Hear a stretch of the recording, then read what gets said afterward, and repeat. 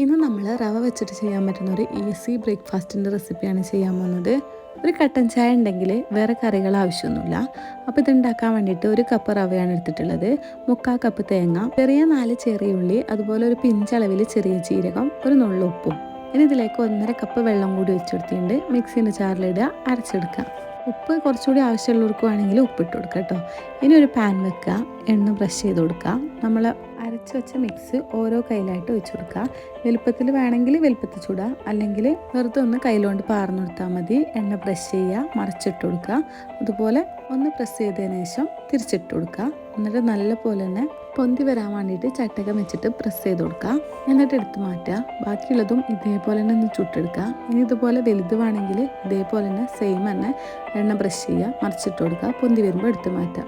അപ്പോൾ ഇതുപോലത്തെ ഈസി റെസിപ്പിക്ക് വേണ്ടിയിട്ട് സബ്സ്ക്രൈബ് ചെയ്യാൻ മറക്കണ്ട. പുതിയൊരു വീഡിയോ ആയിട്ട് പിന്നെ കാണാം.